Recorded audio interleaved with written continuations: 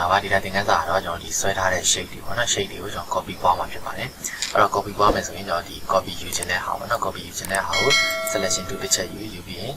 select ပေးမယ်ပေးပြီးတော့ကျွန်တော် edit ကိုတစ်ချက်နှိပ်မယ်ပြီးတော့ copy ကူးမှာဖြစ်တဲ့အတွက် copy ပေါ့နော်အဲ့တော့ကျွန်တော်တို့ short key က control C ပေါ့ control C short key သုံးလိုက်ရတယ်ကျွန်တော်ဒီ edit ကနေဝင်ပြီး copy နှိပ်လိုက်ရတယ်နော်အဲ့တော့ copy နှိပ်လိုက်မယ် okay ဒါဆိုရင်သူ့ကို copy ကူးပြီးသွားပြီပြီးရင်ကျွန်တော်လွတ်တဲ့နေရာ delete တစ်ချက်နှိပ်ပြီးရင်ကျွန်တော် edit ကိုပြန်သွားမယ်ဒီမှာ paste ကိုတစ်ချက်နှိပ်လိုက်ဒါဆိုရင်ကျွန်တော်ဒီမှာ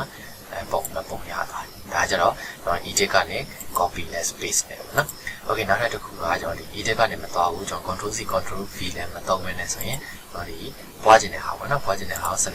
selection ပေးမယ်ပေးပြီးတော့ကျွန်တော် keyboard က order ပေါ့နော် order ကိုဖိပြီးတော့ဒီဘက်ကိုဆွဲလိုက်ဒါဆိုရင်နှစ်ပုံဖြစ်သွားတယ် order မဖိပဲဆွဲတယ်ဆိုရင်တစ်ပုံပဲ order ဖိပြီးမှကျွန်တော်ဆွဲတယ်ဆိုရင်နှစ်ပုံဖြစ်သွားတယ်ဟုတ်ပြီနော်ဒါကတော့ copy ပွားတဲ့နည်းပေါ့ဒီနည်းနှစ်ခုက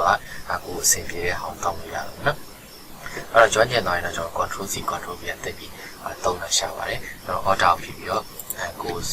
ပွားခြင်းတဲ့ပုံဆွဲပြီးတော့ရွှေ့လိုက်တယ်ပေါ့ဒါလည်းနှစ်ခုနော်အဲ့ဒါကတော့ကျွန်တော်ဒီပုံရမှမဟုတ်ဘူးဒီထဲမှာကျွန်တော် test တို့ပါလို့ပေါ့စာရေးတဲ့ဆိုရင်လည်းကျွန်တော် order ဖိပြီးတော့ရွှေ့လိုက်မယ်ဆိုရင်ဒီနောက်ထပ်တစ်ခုအနေနဲ့ထပ်ပြီးပွားသွားတာပေါ့ဟုတ်ပြီနော် okay ဒါဆိုရင်တော့ကျွန်တော်ဒီ copy လုပ်တဲ့သင်ခန်းစာကိုအားလုံးအဆင်ပြေပြီ